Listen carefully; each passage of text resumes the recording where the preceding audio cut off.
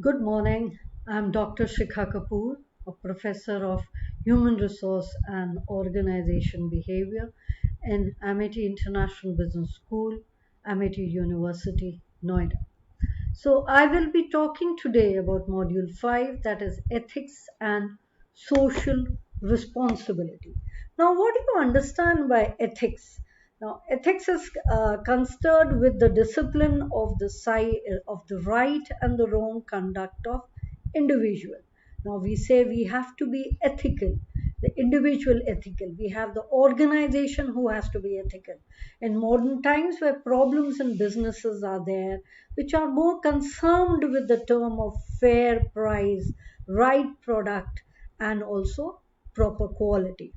Now, here ethics, you can say it is a code of conduct governing the individual or the group, or the discipline dealing with the goods and the bads, with the duty and the obligation, the complex of ideas, beliefs, standards that characterize a group, a community, and a group of moral, which possess a set of value.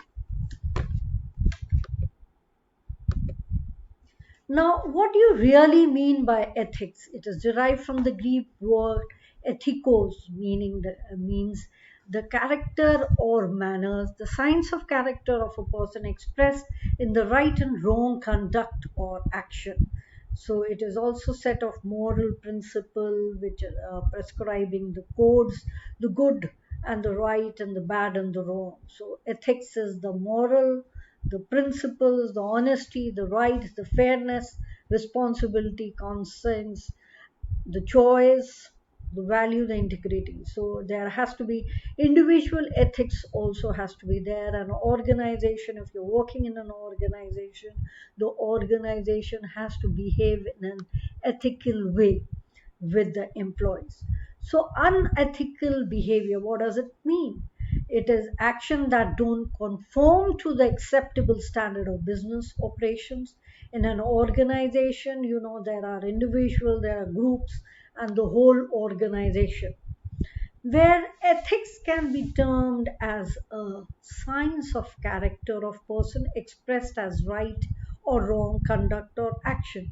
As you know, every organization has an ethical code of conduct which is laid down with the vision and the mission of the organization, how the conduct of the organization will be there with the stakeholders, with the customers, with the employee, which is very much important, and it gives a brand value to the organization also.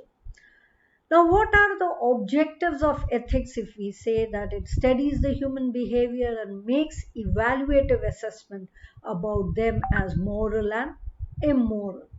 It establishes moral standards and norms of behavior, makes judgment upon the human behavior based on these standards and norms.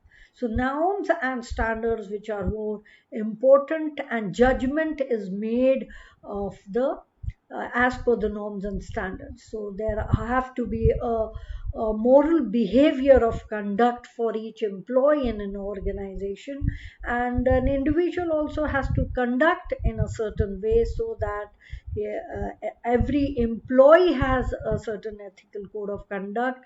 An employer has to have an ethical code of conduct. So expresses an opinion or attitude about human conduct in general. Now, if we talk about ethics, now business ethics has morality, reliability, trust. There has to be a loyalty, trust among the employee and the employee, the choice, the principle, the relationship between an employer and employee, between the people in an organization. They have to be responsible for each other. An organization also has to be responsible for the employees. So it comprises the principle and standards that guide the behavior in the world of business. And according to John Donaldson, business ethics can be described as a systematic study of moral, that is ethical, the matters pertaining to the business industry or related activities, institution or practices and belief. It is systematic handling of values in business and industry. Now, if you see the relationship between business and ethics, so there is a Unitarian view where it says that business and morality cannot be separated, and it must play by the rules of ethics of the community. So business has moral ethics and moral structure which has to be abided in the organization. Now, separatist view of ethic, they say, which was proposed by Adam Smith and Milton Friedman, he said that business is a distinct entity and does not include ethics and morality. But business ethics, when we talk about them, we see that business people speak about the business ethics. They usually mean one of three things, that is, avoid breaking the criminal law in one work related activity. Naturally, there are code of conduct and a behavior in which a person has to behave in a certain way in an organization, does not have the criminal views also. So it is also avoid action that may result in civil lawsuit against the company, avoid action that are bad for the company image. So business are exceptionally concerned with these three things, which involve a lot of money and company reputation. So ethically, you know about various companies in India. Tata has a good, corporate relation and ethical business ethics, where they really help the people. And during pandemic, many of the corporates, they have shown the ethical code of conduct and also corporate governance. So a relationship between law and moral standard, if you see, the laws and moral standard overlap in a certain extent. So law represent a minimum set of standard for producing a desired human behavior. Ethics often represent a standard and exceed the legal minimum. So there is a frequent overlap between the ethics and the law. Now, why certain misconduct is not reported? So there is belief that nothing will be done. There is fear of retaliation. There's fear of view as a troublemaker. If you can say, and nowadays organization justice is coming in a big way.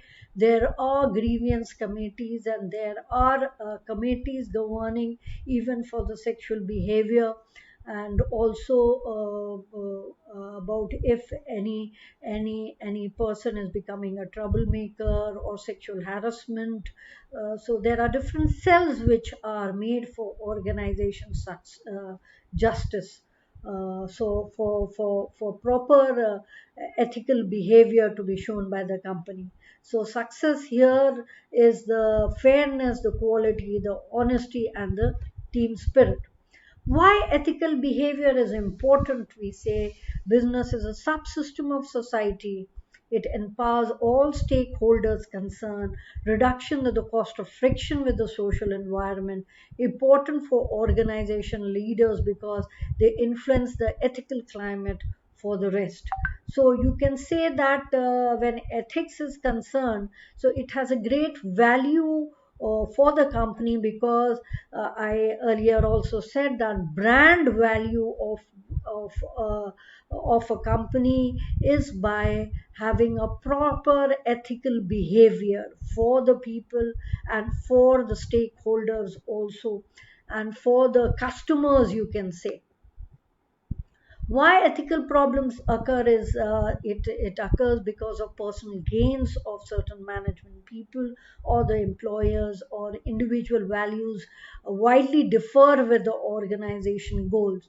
So if you can say the company to prosper and grow, there has to be an alignment between the individual goals and the organization goals. So manager values and attitudes are very important. So when there is a clash and a conflict in the values and the attitude, then it comes, we have all already read in the earlier modules that attitude and values play a great role in the organization behavior, the company, the competitive pressures, or the cross culture contradictions. Now, we have to encourage in the organization ethical conduct. So, ethical trainings are also given by the HR department. So, key features of ethical ethics training program is top management support, where brainstorming sessions are done, open discussions are being held, and to have a clear focus with a proper objective for integration of ethics in the organization. Also, a mechanism of anonymous reporting ethical violations, where reward ethical conduct and even suggestion boxes are being implanted in the organization, so that it can report any misconduct which is being held, and it can be properly solved. So, encouraging ethical conduct is whistleblowing, where the reporting of perceived unethical matters are seen, and reducing the fear of retaliation against the whistleblowers who are reporting such cases, anonymous hotlines and websites, personal and confidential guidance, ethical advocate, where an ethics specialist who plays a major role in the critical person in top management and decision making. There are boards of directors which are there for they help prevent the group think and the blind conformity. That means the actual conduct is being seen. So creating an ethical workforce guideline for manager, if we see, it has to be led by examples of leaders working in the organization. So employees should look to the behavior of the top management as an example, and you know that action speaks louder than word. So they have to be role models. So senior leaders need to be mindful of the fact they are being watched, and be sure to practice what they preach. So, research backs up the notion of leading by example, where Stanford psychologist AI Bandura is known for research on observational learning, where he says that observational learning is by attention, retention, reproduction, and motivation. So you see, there has to be guidelines of ethical workforce to create a harmonious relationship between the employer and employee. So one has to communicate the clear expectations of good ethics, where you have to create and disseminate an official code of ethics and send a clear message from the top, how these code of ethics have to be incorporated in the primary values and the rules of the organization. So cultural norms and expectations are also inferred and also easily detected by observing the environment. There is also a written record for the code of ethics which has to be maintained, and employees are observant and they note that whether the company is adhering to the ethical principles. So that has to be very much conducted. So also to provide protection for employees, where the ethical and the moral standards have to be listed. And it has also seen that shy and introvert employees may find it sometimes very challenging to report unethical behavior, suppose of sexual misconduct or molestation case. It is very sometimes the employee can be shy to report the ethical misconduct by the boss. So but awareness has to be given, and even suggestion boxes has to be there, so that even anonymous whistleblowers can be there.